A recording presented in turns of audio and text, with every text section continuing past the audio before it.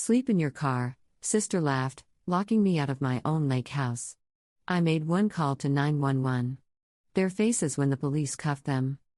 The lake house sat exactly where I'd left it 3 months ago, perched on the edge of Crystal Lake like a postcard from a better time.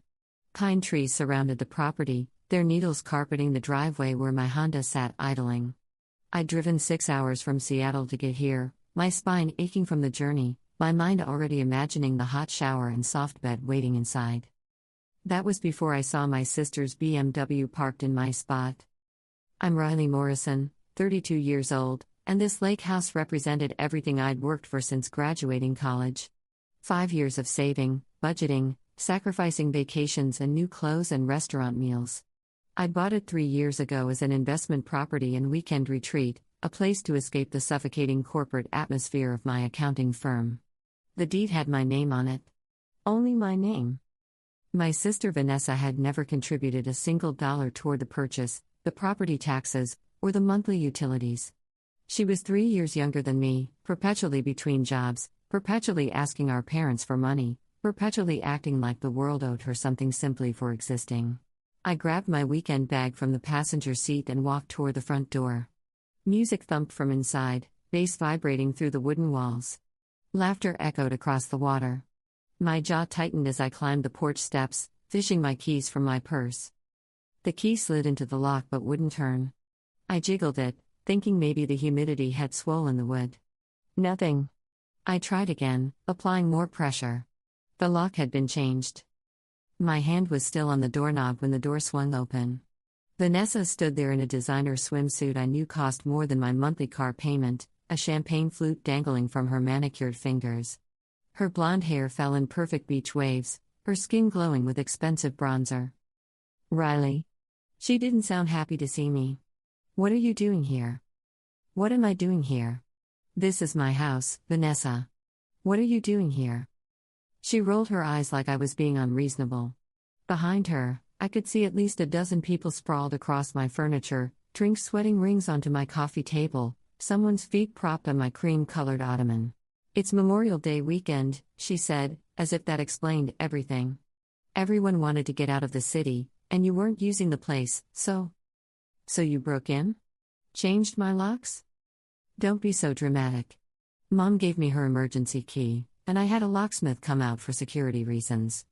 There've been break-ins in the area, she said this with complete sincerity, as if she genuinely believed installing new locks on someone else's property constituted reasonable behavior.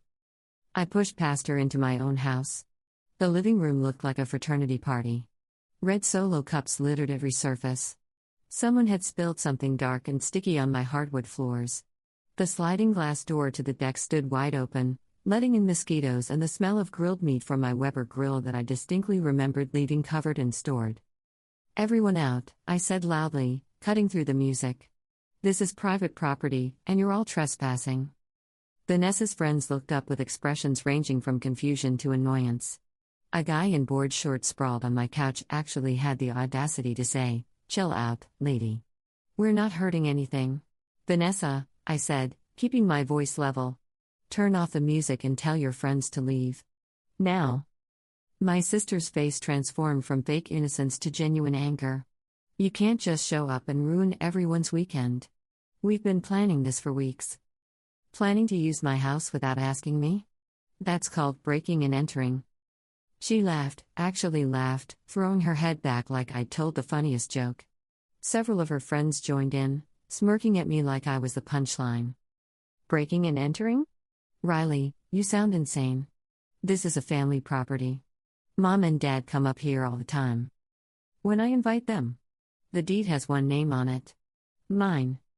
Vanessa took a long sip of champagne, her eyes never leaving mine. "Well, we're not leaving. We took time off work, drove all the way up here, bought food and drinks. Maybe you should have called ahead if you wanted the place to yourself." My hands clenched into fists at my sides. "I don't need to call ahead to use my own property. God, you're always so uptight about everything. My property, my house, my stuff. Can't you just share for once? Be a decent sister?" The irony of Vanessa, who'd never shared anything in her life, lecturing me about generosity nearly made me laugh. Instead, I pulled out my phone. Last chance. Everyone leaves peacefully, or I'm calling the police. Vanessa's expression shifted to something uglier. Go ahead. Call them. I'll tell them you gave me permission to be here and changed your mind. Who do you think they'll believe? You, showing up alone and angry, or me and all my witnesses who'll say you told me I could use the house?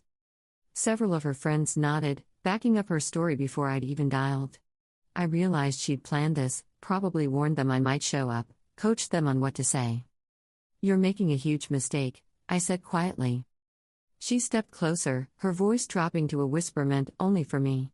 The mistake is you thinking you're better than everyone else. You bought this house to lord it over us, to show off. Well, guess what? Nobody cares. Sleep in your car if you're so bothered.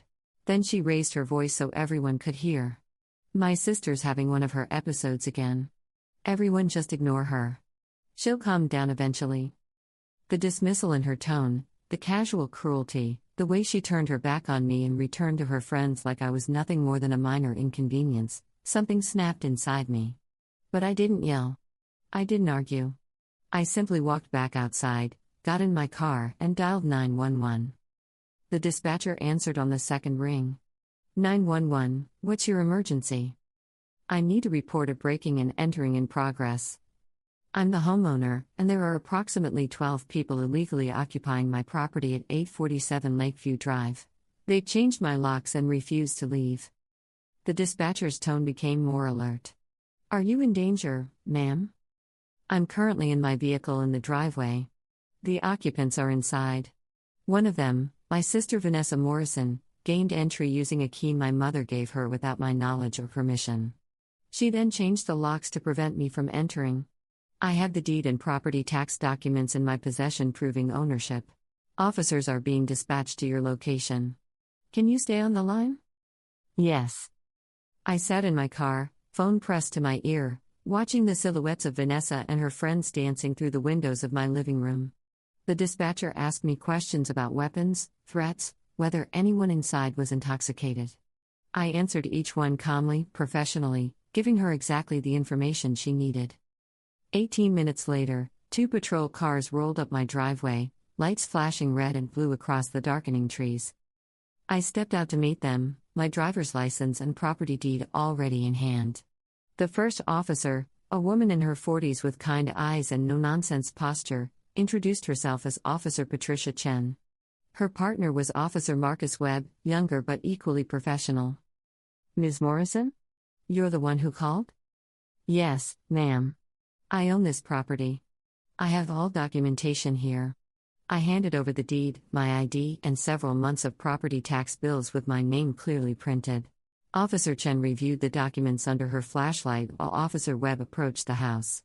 The music had stopped. Faces appeared in the windows, pale and concerned.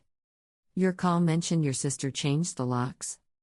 She used an emergency key my mother had, which was intended only for genuine emergencies. She brought friends, threw a party, and changed the locks to keep me out. When I arrived and asked everyone to leave, they refused. My sister told me to sleep in my car. Officer Chen's expression hardened slightly. How long has she been here? I'm not entirely sure. Based on the condition of the house, at least since yesterday, possibly longer. Officer Webb returned from the front door. There's a young woman claiming to be the property owner's sister. Says she has permission to be here. She's lying, I said flatly. I never gave her permission. I haven't spoken to her in 3 weeks. Officer Chen nodded. We'll need to verify a few things. Do you have any text messages or communications showing you didn't give permission? I pulled up my phone, showing the officer my message history with Vanessa. The last text was from 3 weeks ago, a brief exchange about our dad's birthday dinner. Nothing about the lake house. Nothing granting permission. I also have my bank records showing I'm the sole payer of all utilities and property expenses. I'd come prepared because somewhere, deep down, I'd known this confrontation would happen eventually. Vanessa had been hinting for months that I should share the lake house more, that it was selfish to keep it to myself. Officer Chen walked toward the house, and I followed at a respectful distance. Officer Webb had already gathered everyone onto the front porch. Vanessa stood at the front, arms crossed, her earlier confidence wavering as she took in the officer's serious expressions. "Who here is Vanessa Morrison?" Officer Chen asked. My sister raised her chin defiantly. "That's me." "Look, this is just a family misunderstanding." My sister gets like this sometimes, very territorial and possessive. "Our parents let me use the house all the time." "Do you have any documentation proving you have legal right to be here?" Vanessa's face flushed. "I'm family. I don't need documentation." "Actually, you do. Your sister has provided ownership documents, property tax records, and utility bills all in her name. She states she never gave you permission to be here. Did she give you verbal or written permission?" "She doesn't have to explicitly give permission for everything. It's understood in our family that we share things." Officer Webb interjected, "That's not how property law works, ma'am.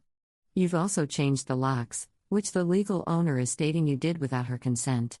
That's destruction of property and potentially breaking and entering." The color drained from Vanessa's face. "Breaking and entering? This is ridiculous. Riley, tell them this is just a misunderstanding." I looked at my sister, really looked at her. The entitled expression, the expectation that I would cave, that I would protect her from consequences like I'd done our entire lives. When she'd crashed Mom's car and I'd lied to our parents about who was driving. When she'd stolen money from my college fund and I'd said nothing to keep the peace. When she'd sabotaged my relationship with my college boyfriend because she was jealous of the attention he gave me. "It's not a misunderstanding," I said clearly. "I never gave you permission to be here. I want you and your friends removed from my property immediately." Vanessa's mouth fell open. "You're really doing this? Over what, a weekend at the lake house? Over you breaking into my home, changing my locks, and telling me to sleep in my car when I asked you to leave?" Officer Chen turned to the group on the porch. "Everyone needs to gather their belongings and vacate the property. If you cooperate, you'll be free to leave once we've verified no property damage has occurred." Vanessa's friends scrambled inside, suddenly very eager to distance themselves from the situation. I heard drawers slamming, bags zipping, urgent whispers about whose car would fit how many people. "Vanessa Morrison," Officer Chen continued, "we need to discuss the lock change and the key you used to gain entry." My sister's eyes darted between me and the officers. "The key was from my mother. She's part owner." "Actually," I said, producing another document from my bag, "my parents signed a quitclaim deed 3 years ago removing their names from the property. My father had some financial issues, and transferring full ownership to me protected the asset. I have the notarized document here." I'd almost forgotten about that paperwork until this week when I'd been organizing my file cabinet. Dad's gambling debts had necessitated moving assets around 3 years ago, and the lake house had been one of them. My parents had agreed readily, knowing I'd let them visit whenever they wanted. Officer Chen reviewed the quitclaim deed. "This appears legitimate. Ms. Morrison, the lock change alone constitutes criminal mischief. Combined with refusing to leave when the legal owner asked you to vacate, we have grounds for trespassing charges." "Trespassing?" Vanessa's voice rose to a near shriek. "Riley, this is insane. We're sisters. Sisters don't break into each other's homes." Officer Webb was taking statements from the departing guests. Most claimed ignorance, saying Vanessa had told them she had permission to use the house. One girl, clearly uncomfortable, pulled me aside. "I'm really sorry," she said quietly. "Vanessa told us her parents owned the place and you were being difficult about sharing. I wouldn't have come if I'd known." I nodded, appreciating her honesty even if it didn't change anything. The evacuation took 40 minutes. Officer Chen documented everything, taking photos of the spilled drinks, the damaged ottoman, the new locks. Officer Webb had Vanessa sit in his patrol car while they ran her information and discussed the situation with their supervisor via radio. I stood on my porch, watching my sister through the police car window. She wasn't crying, but her face had gone pale and pinched. This was real. She was actually facing consequences. Officer Chen approached me with a clipboard. "Ms. Morrison, we can proceed in a few ways. We can arrest your sister for criminal trespassing and criminal mischief regarding the lock change. That would mean taking her to county jail, booking, and she'd see a judge Monday morning since it's a holiday weekend." The weight of that statement settled over me. Jail. My sister in jail because of my phone call. Or? I asked. Or you can choose not to press charges on the condition that she provides you with the new keys immediately, pays for a locksmith to change them again to keys only you have, and signs a written statement acknowledging she understands she's not permitted on this property without your explicit written permission. If she violates that agreement, the charges can be filed retroactively with our report as documentation. I considered this. Part of me, the hurt and angry part, wanted to watch Vanessa get arrested. Wanted her to experience genuine consequences for once in her privileged life. But another part, the part that still remembered her as a kid following me around wanting to play, hesitated. If I do the second option, does this stay on record somewhere? The incident report will be filed, yes. If she violates the agreement, we can pursue charges based on tonight's events plus the new violation. She pays for the locksmith herself? Not my parents, not me. Her. That would be part of the written agreement. Vanessa had been watching from the patrol car. Officer Webb let her out and brought her over, his hand on her elbow like she might run. Your sister is willing to offer you an alternative to arrest, Officer Chen explained. But you need to understand something, Ms. Morrison. This is a one-time offer. If you violate the terms, if you come onto this property again without explicit permission, if you cause your sister any further problems, you will be arrested and prosecuted to the full extent of the law. Do you understand? Vanessa nodded, her eyes finally meeting mine. I saw fear there, genuine fear. Riley, I'm sorry. I didn't think. You never think, I interrupted. That's always been your problem. Give me the new keys. She fumbled in her pocket, producing a set of shiny new keys. I took them without touching her hand. Officer Chen continued, you'll also sign a written statement acknowledging you understand you're banned from this property. And you'll pay for a locksmith to change the locks again, with receipt provided to your sister within 1 week. But I don't have money for. Figure it out, I said coldly. Get a loan, ask mom and dad, sell something. Not my problem. Officer Webb produced a statement form he'd already filled out with the basic information. Vanessa signed it with shaking hands, her signature barely legible. If I see you here again without a written invitation sent via certified mail, I said, I won't hesitate. You'll be arrested. She opened her mouth like she wanted to argue, to explain, to minimize what she'd done. Then she saw my expression and closed it again. Can I at least call someone for a ride? My car's blocked in by my friends who already left. You can walk to the main road and call from there, Officer Chen said firmly. You're no longer welcome on this property. I watched my sister walk down my driveway in her designer swimsuit and expensive sandals, her champagne-drunk confidence deflated into something small and scared. She kept glancing back like maybe I'd changed my mind, call her back, let this all be a joke. I didn't. After the patrol cars left, I stood alone in my house. The silence felt enormous after all the noise and chaos. I spent 3 hours cleaning, scrubbing spilled alcohol from the floors, washing every dish and glass, airing out the rooms that smelled like too many people. My phone buzzed constantly. Text after text from Vanessa, from my mother, from my father. Vanessa, please talk to me. I'm sorry. I didn't mean for things to go this far. Mom, what happened? Vanessa is crying saying you had her arrested? Riley, call me immediately. Dad, your mother is very upset. Vanessa says there was a misunderstanding about the lake house. Can we talk this through as a family? I silenced my phone and kept cleaning. The next morning, I woke to 73 text messages and 14 missed calls. I made coffee on my deck, watching the sunrise paint the lake pink and gold, and read through them all. My mother's messages devolved from confusion to anger to accusations. How could I do this to my sister? Over a house? Family is more important than property. Vanessa made a mistake, but calling the police was extreme. I was tearing the family apart. My father tried to play mediator, suggesting we all meet to discuss things rationally. Vanessa needed to apologize, sure, but I needed to understand how my actions had humiliated her in front of her friends. Vanessa's messages ran the spectrum. Apologies, anger, guilt-tripping, threats to never speak to me again, promises to change, accusations that I'd always been jealous of her. I responded to none of them.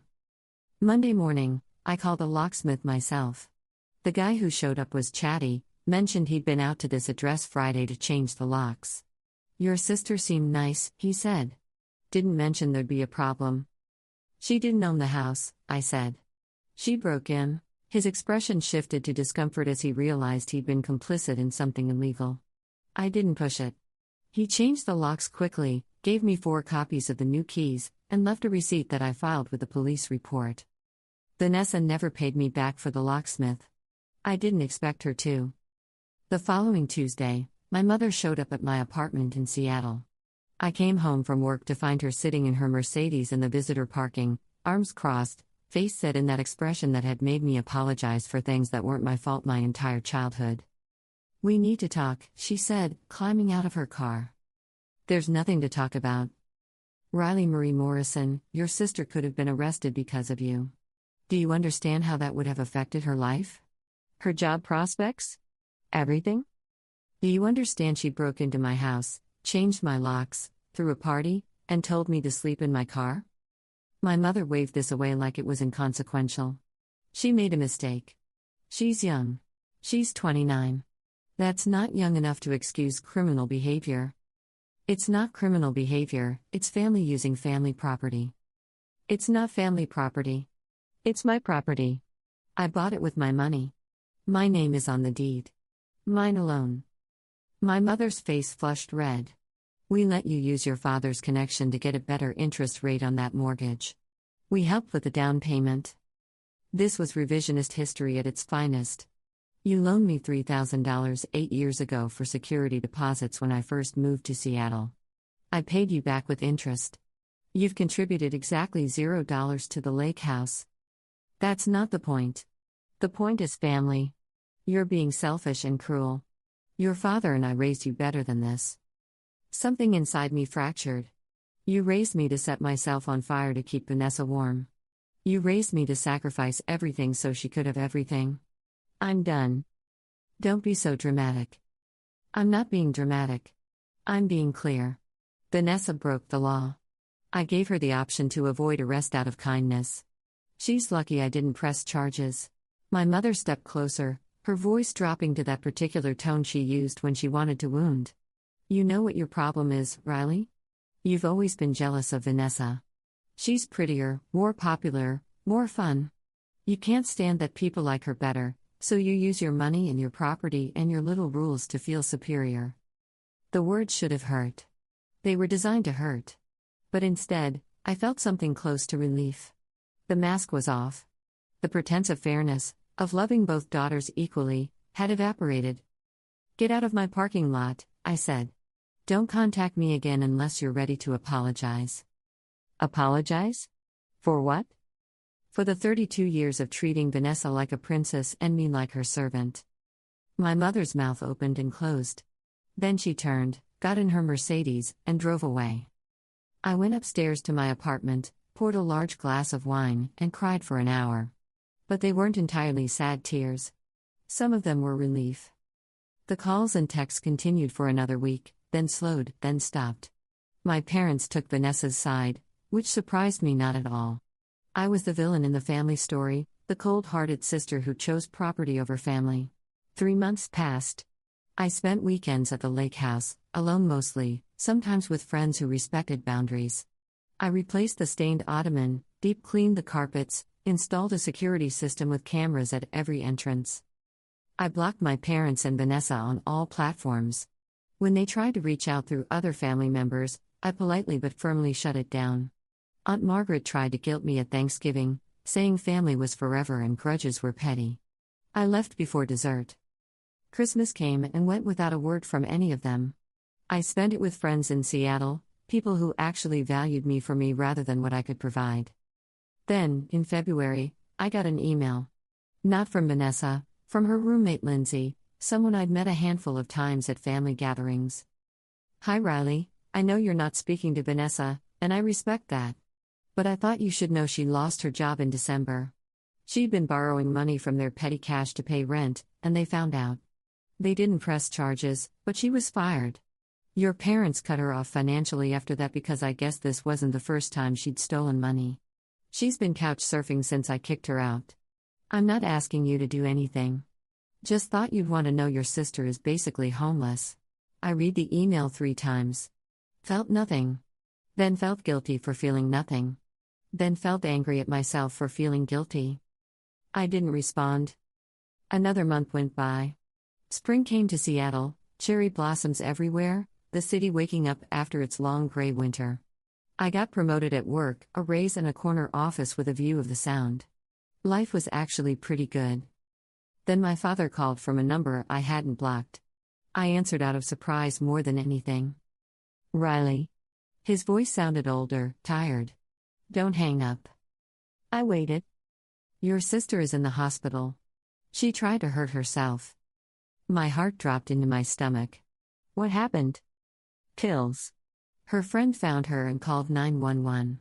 She's stable now, but the doctors want her in psychiatric care for a while.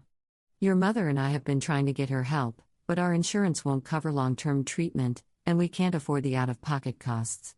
Not with my debts and your mother's medical bills. Medical bills? She didn't want anyone to know. Cancer.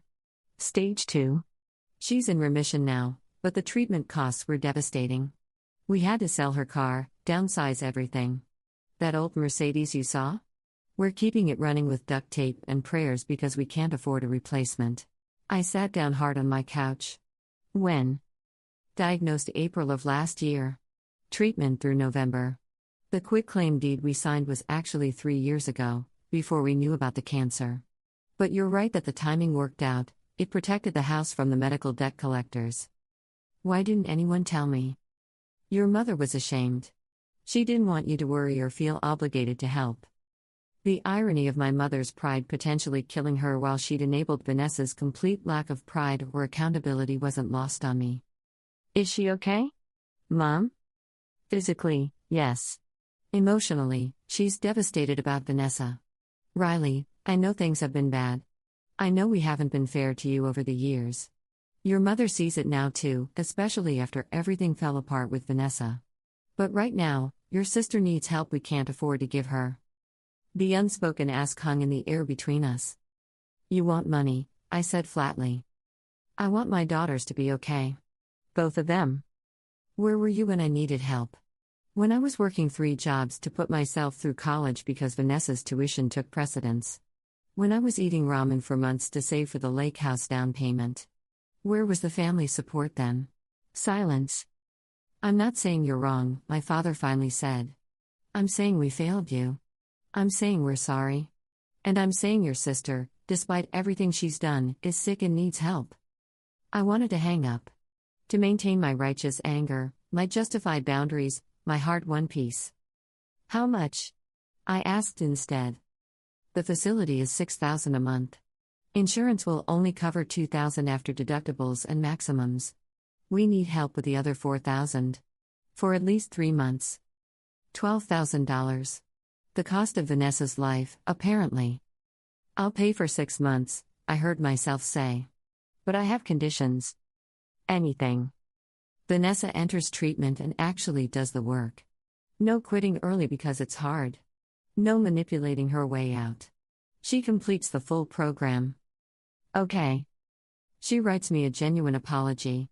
Not a manipulative one. A real acknowledgement of what she's done to me and to herself. Yes. And you and Mom go to family therapy? Not for Vanessa. For the way you raised us, the favoritism, the enabling. You look at your part in this. My father's breath caught. That's fair. I'll wire the money to the facility directly. I want monthly progress reports. If she quits or gets kicked out, the money stops. Thank you, Riley. Don't thank me. I'm not doing this for you. I'm doing this because despite everything, I don't want my sister to die. I hung up and immediately transferred the money, $24,000 in total. It hurt my savings significantly but didn't devastate them. The lake house had been appreciating nicely. My investments were solid. I could afford it. That didn't mean it felt good. Vanessa sent a letter 4 weeks into treatment. It arrived in a cream-colored envelope with my name written in her familiar looping handwriting. I left it on my counter for 3 days before opening it. Riley, I don't know if you'll read this. I don't know if you should. But my therapist says I need to write it anyway, even if you throw it away unread. She says recovery starts with accountability. I'm not good at accountability. I've never had to be. That's not an excuse, just the truth. You were right about everything. Mom and Dad let me get away with murder my whole life. I never learned consequences because there never were any. Until you. The lake house wasn't the first time I used you. It wasn't even the worst time. Remember when I borrowed your car for that weekend and returned it with a dent? I lied. I wasn't rear-ended. I hit a pole while drunk and blamed the other driver. You paid the deductible because I cried and said I couldn't afford it. Remember when I told Mom and Dad that you were the one who suggested investing in that pyramid scheme that cost them $10,000? That was me. I did it. I lied to save my own skin and watched you take the blame. Remember when I told Mark, your college boyfriend, that you were cheating on him with his roommate? I made that up because I wanted him for myself. I destroyed your relationship out of jealousy and spite. There's more. So much more. 29 years of using you, hurting you, taking advantage of your kindness. I told myself it was normal sibling stuff. That you were strong enough to handle it. That you didn't really mind. But that's not true. I did mind. I knew exactly what I was doing, and I did it anyway because there were never consequences. Until the lake house. Until you actually stood up for yourself and I ended up in a police car, humiliated and scared. I hated you for that. For weeks, I hated you. Told myself you were a vindictive bitch who took things too seriously. But sitting in this facility, actually dealing with my issues for the first time in my life, I see it differently. You saved my life by setting boundaries. If you'd let me stay at the lake house, if you'd back down like you always did, I'd have learned nothing. I'd have kept spiraling, kept stealing, kept using people until I destroyed myself completely. Instead, I hit bottom hard enough to break. And now I'm rebuilding. I'm learning why I am the way I am. Lots of things about Mom and Dad that I never wanted to look at. Lots of things about myself that terrify me. I'm not asking for forgiveness. You don't owe me that. I'm not asking to be in your life again. You don't owe me that either. I'm just saying thank you for the only real gift you've ever given me, the truth that actions have consequences. And I'm sorry. For all of it, every lie, every manipulation, every time I made you feel small so I could feel big. I'm sorry. Vanessa. I read the letter twice, then put it in my fire safe with my other important documents. Forgiveness wasn't immediate. Trust wasn't automatic. But it was a start. 6 months later, Vanessa completed her program. My father called to let me know, his voice thick with emotion. She'd gotten a job at a nonprofit, nothing glamorous but honest work. She'd been attending AA meetings and therapy. She'd moved into a small studio apartment and was paying her own bills. She asks about you, he said. Not demanding to see you or anything. Just asks how you're doing. What do you tell her? That you're good. That you're happy. That you need space, and we're respecting that. 8 months after the hospital, I received an invitation in the mail. My parents were renewing their vows for their 35th anniversary. A small ceremony at a local church, reception to follow. My name was on the invitation, but there was a handwritten note at the bottom in my mother's handwriting. We understand if you're not ready. No pressure. But we'd love to see you. Love, Mom and Dad. I went. I won't say it was easy or that everything was magically fixed. My mother looked older, thinner, her hair grayer than I remembered. My father's face was lined with exhaustion. Vanessa stood off to the side in a simple dress, no designer labels, her hair pulled back plainly. We didn't embrace. Didn't cry and reconcile dramatically. But we made eye contact across the church, and she gave me a small nod that I returned. At the reception, she approached me carefully. Thanks for coming. Congratulations on completing the program. Thanks for making it possible. She paused, looked down at her hands. I'm working on paying you back. It'll take a while on my salary, but I'm putting away $100 a month. You don't have to, I do. I really do. She met my eyes. Can I write to you sometimes? Not expecting responses. Just keeping you updated, if you want. I considered this. Okay. It wasn't reconciliation. It wasn't forgiveness. It was an opening, a possibility, a door left slightly ajar instead of slammed shut. 2 years have passed since that Memorial Day weekend. I still own the lake house. I still go there on weekends, still find peace in the water and trees and silence. My relationship with my parents is cordial but boundaried. We have dinner once a month. We don't talk about the past unless it's in therapy, which they've continued even after Vanessa completed treatment. Vanessa and I exchange emails every few weeks. Surface level stuff mostly, occasional deeper conversations. She's dating someone, a teacher named Chris who seems genuinely kind. She's been promoted at work. She's 2 years sober. Last month, she asked if she could visit the lake house. Not to stay, just to see it again. To face the place where everything fell apart and began rebuilding. I said yes. She drove up on a Saturday in March, pulled into the driveway in a used Toyota she'd bought herself. I met her on the porch, and we stood awkwardly for a moment. "Hi," she said. "Hi." We walked the property together, mostly in silence. She stopped at the spot where Officer Chen's patrol car had been parked, staring at the ground like she could still see it there. "I think about that night all the time," she said quietly. "How scared I was. How sure I was that you'd ruin my life by calling the cops." "Did I?" She turned to me, something like gratitude in her eyes. "You saved it." We stayed for an hour. Had coffee on the deck. Talked about small things, work and weather and the geese that had started nesting by the shore. When she left, she hugged me briefly, carefully, like she wasn't sure she had permission. "Thank you," she whispered. "For everything. Especially for not backing down." I watched her drive away, her taillights disappearing into the trees. Inside, I made dinner for one, ate on the deck as the sun set over the lake, and felt something I hadn't felt in years, peace with my choices. I'd set boundaries. I'd protected myself. I'd let my sister face consequences. And somehow, impossibly, it had led to healing. The lake house sat quiet around me, finally and completely mine. No resentment, no conflict, just the gentle lap of water and evening birds calling to each other in the growing dark. It had been worth it. Every difficult moment, every painful conversation, every time I'd stood my ground when it would have been easier to give in.